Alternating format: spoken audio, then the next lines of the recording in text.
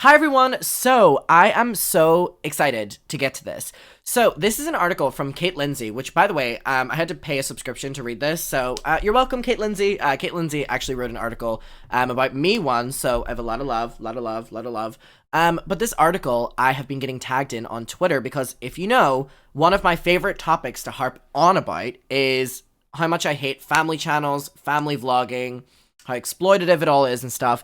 This is an article apparently all about that. It's literally called "The First Social Media Babies Are Growing Up and They're Horrified." Now, I've seen like an excerpt from this, right? And I was like, I need to read this immediately. I need to read this immediately. So we're gonna get into it. I will link the article down below. It's behind a paywall, so pay for it, I guess. I don't know. I paid for it, I guess. It goes, "How would you feel if millions of people watched your childhood tantrums?" All right, and then this photo's pretty good describing it. Girl, get your ads out of here. All right, okay. "My baby pictures and videos are the standard of embarrassment. I was photographed waddling in nothing but a diaper, filmed smearing food all over my face instead of eating it. But I'm old enough now that, that's safe in, physical photo albums and VHS tapes in my parents' attic. Even my earliest digital activity, posting emotional MySpace photo captions and homemade music videos, which, put your hand up if you've been there. Oh my god, that was me, making little horror films and putting them on Facebook or something like that. Like, we've all been there. We've all been there. Music videos. I used to edit, me and Wizards of Waverly Place, like Harry Potter. Like, I never watched Harry Potter, but Wizards of Waverly Place, where I'd be, like, disappearing and stuff like that. Like, we've all been there, right? But that was, like, us posting them, and then, that's not the equivalent of what these kids go through, but, like, it's, like, a little bit of, like, people being able to see that, and, like, how embarrassing that is when we look back on them, right? Look at everyone being like, oh my god, me! Yeah, you're embarrassed by that, so imagine how the kids feel whenever things that they didn't even want recorded were recorded. So I like where this article is going. All right. Took place in the new and unsophisticated internet of the early 2000s and has blissfully been lost to time. I feel a relief when I'm reminded of those vanished artifacts, and even more so whenever I see, pictures and videos of children on the internet today who won't be so lucky. And I think that this is, like, such an interesting point that, like, even my generation, I feel like my generation were, like, the last to do this because a lot of us, really, our shit kind of is still on there. But what I will say is a lot of the videos that I created were posted on, was it like Bebo or something like that? And it was like MSN Messenger or something. Like, it was some social media. And then I moved on to YouTube. So my YouTube ones, I thankfully have control of, and I can, unlist them, or I can private them or whatever. But there were so many years before that I was making all of these videos that, are on social media platforms that no longer exist. And so it's this question of, like, we're actually lucky that, like, we chose to record ourselves doing that, and we're grateful that they're no longer out there on the internet. But these kids don't want to be recorded, and they have no say in the fact that they're literally just, still online. "In December, I watched a TikTok of two young sisters named Olivia and Millie opening Christmas presents when the large boxes in front of them turned out to contain two suitcases. Millie, who appeared to be about 4 years old, burst into tears. Unsurprisingly, was not what she wanted from Santa, to get luggage. However, her parents scrambled to explain that the real presents were tickets to a 4-day Disney cruise. Woohoo! It's all gonna be filmed, so. Were actually inside the suitcases, but Millie was too far gone. She couldn't stop screaming and crying. 9 million strangers watched her break down, and thousands of them commented on it. This is a great ad for birth control," one wrote, and the TikTok has since been deleted. So basically, this child didn't have a good response to the Christmas present being a suitcase, not knowing that inside the suitcase was tickets to a Disney cruise. So the child opens the suitcase and is like, "Why'd you give me this?" Starts crying, acts like a child, thinking Santa just got the suitcase. The parents upload it because they think that it's, funny. It's funny that the child had a tantrum. Then all of the comments are making fun of the child for being ungrateful, being a little brat, bullying the child, and the parents have subjected the child to that. So now millions of people, 9 million people, have seen this child have a breakdown and be called, literally bullied on the internet. Like, what? 4 years old. 4 years old. 2 decades later, this tantrum would have just been another bit for a family lore, or at worst, 2 decades ago. So if this would have happened, it would have been a home video that would probably be brought out, at Christmas time. But now, these choices that were made years ago, whether it's a photograph or, an argument taped or whatever, they can define our digital footprints. And a generation of parents like Millie's are knowingly burdening their children with an even bigger online persona. So the children of the Facebook era, which truly began in 2006, when the platform opened up to everyone, are growing up, preparing to enter the workforce, and facing the consequences of their parents' social media use. So this is literally 2006. This is talking about Facebook. So now imagine family vloggers. And people are like, oh, well, the family vlogging children, will have all this money that they won't need to go into a job, for a background check to be done. The family channels are spending the money on themselves, the parents. The parents exploit the kids, then get nice things for themselves. Mama, that money is not being saved. Alright, many are filling the shoes of a digital persona that's already been created for them, and that they have no power to erase. So it's like so crazy to think that like kids are then being put on social media so much that at a certain stage they take over from their parents, putting their entire childhood on there. Alright, so Cami Barat, now 24, grew up with a mom who posted personal photos, bath photos, her MSRA diagnosis, the fact that she was adopted, the time a drunk driver hit the car she was riding in, all publicly on Facebook. So her mother did not respond to requests for comments. So here we're seeing that Facebook kids are starting legal battles with their parents. Not even family vloggers. And these family vloggers think their children aren't going to turn on them?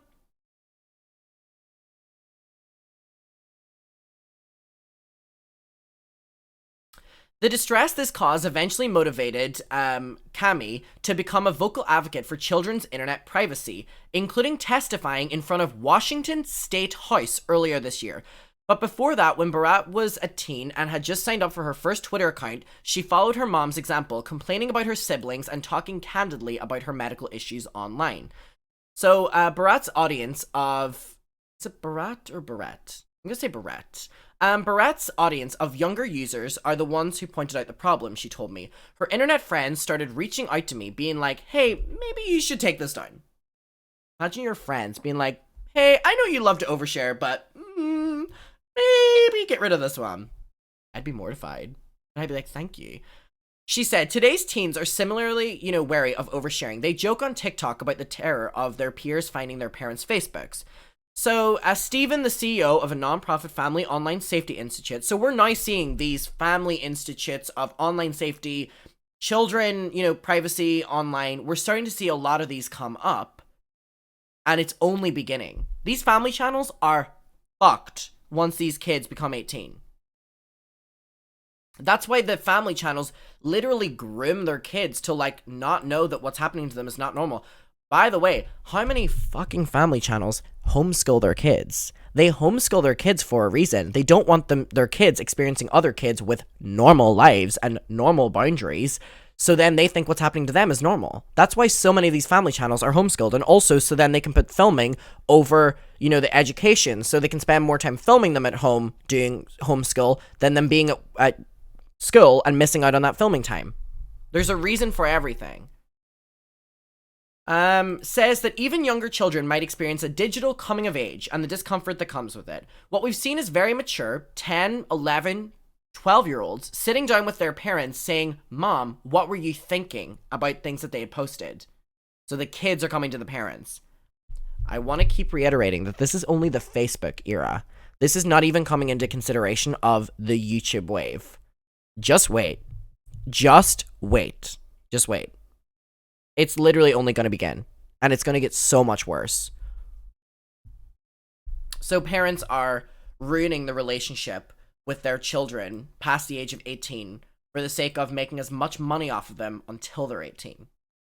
But don't worry, the children will come and see.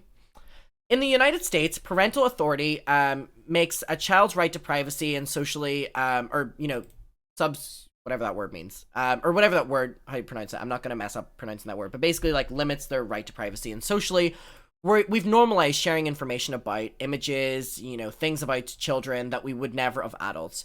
Parents will regularly, post about diaper changing mishaps, potty training successes, and details about a child's first period to an audience.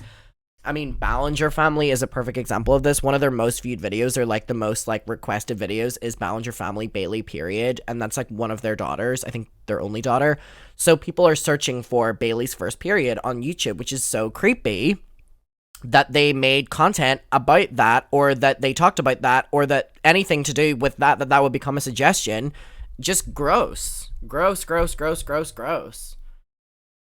To an audience of hundreds of thousands of people. There are no real rules against it. Social media and there will be soon, by the way. There will be soon. Hold on, let me... Okay, look at that. Ballinger Family, the first suggestion. Ballinger Family, Bailey, period. You can see that I haven't searched their name before. This is automatic recommending to me that everyone who searched Ballinger Family are looking for Bailey period. And even just go down this, Bailey gets her period. Parker coming out. Parker is one of their sons who, you know, enjoys feminine things, and their comments get made fun of, or their comments are filled with homophobic things all the time, but they continue to get him to do all these things because it gets them engagement.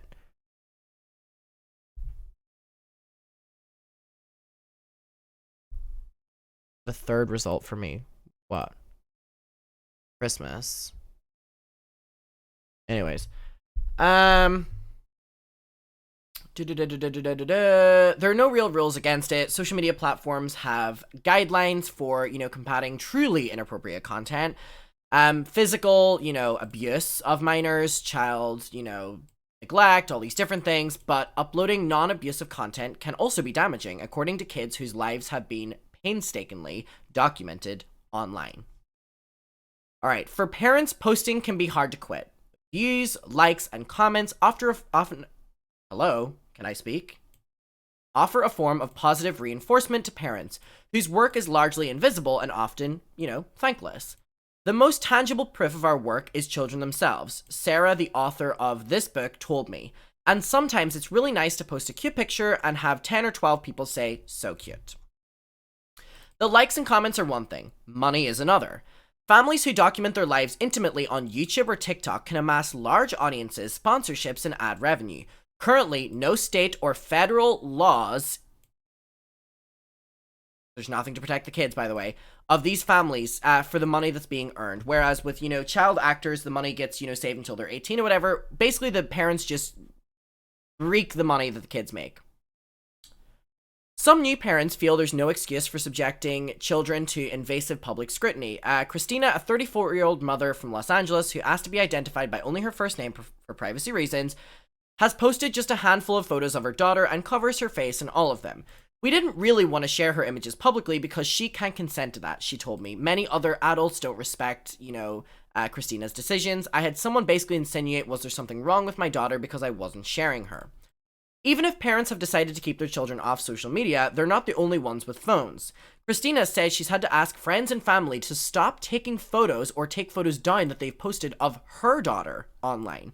Every person on the street, every parent at a birthday party has their own camera in their pocket and the potential to knowingly violate their family's boundaries. Oof. This is such a heavy topic and nothing has been done about it yet. Literally nothing has been done about it yet. It will change, though. It will change. There's no way we're having these conversations and these things are not going to change. There's no way. There's literally no way. Can we all agree to that? Like, there's no way that this is going to continue to be a conversation without change. I mean, things are literally being brought to, like, state level now. Like the White House and stuff.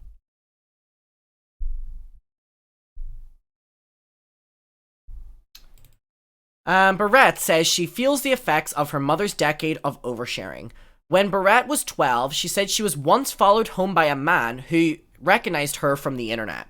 So keep this in mind for family channels who love to post their daily routine on vlogs of what parks they like to go to, of the surrounding areas of their children's schools, if they even go to school, showing the layout of their house so people watching know what bedroom their children sleep in, so they know the layout of their home. It's terrifying. She was later bullied by classmates who latched on to the intimate details of her life that her mother had posted online, and that made her have to drop out of high school. So there's another conversation of your peers, the children's peers, bullying them for their entire life being posted online. I mean, could you imagine you're going to class with someone and you're a bully and there's someone in your class whose tantrums are posted online? They're really insecure, like sad, pathetic, if you will, moments. They're going to use that against them. This person had to drop out of high school because of what their mother had posted. They know exactly where they sleep, eat, dress, what routine they take to school, what route, they take to school, all because of someone oversharing. It's terrifying. Alright. She and her mom have no relationship now. So, family channels, just know that this is your future with your children. Hope it was worth it. Hope it was worth it.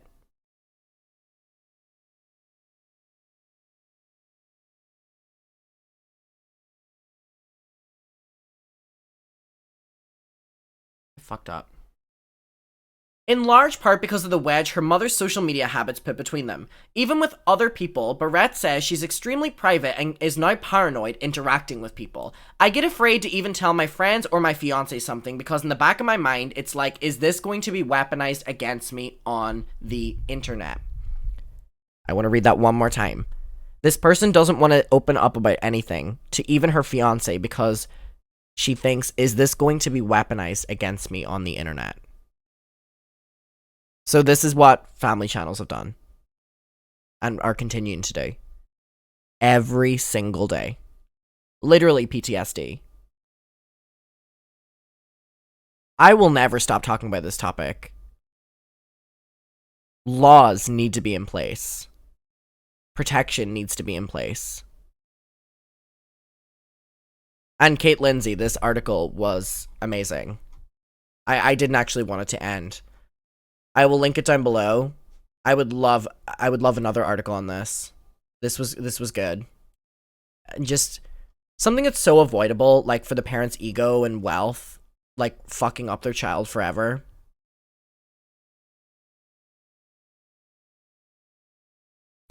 If you're a parent and your child is your sole income, think about that. Your ability to pay your rent relies on your children performing every day. Now, I'm sure we all in here could deal with, stressful conversations with money, or if family were arguing about money, or friends were arguing about money or something. Imagine that, but you're the sole moneymaker. And you're also 6 years old, by the way. 6 years old. And a point I always bring up is, on here it talks about, the children were getting a trip to Disney. Imagine when you're older, thinking back, being like, oh my god, when we used to go to Disney, and then thinking and being like, oh my god, my parents didn't actually want to bring me to Disney. Views were down, and they just needed to get a genuine, nice, happy reaction out of me, so everything was content, and I never had any relationship, really, with my parents, and they didn't care about what I liked. Think about the ramifications of that.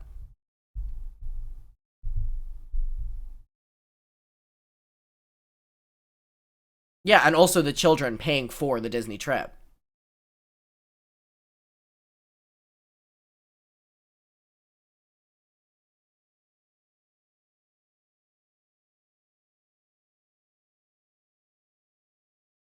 I'll never give up on this topic. Really good article.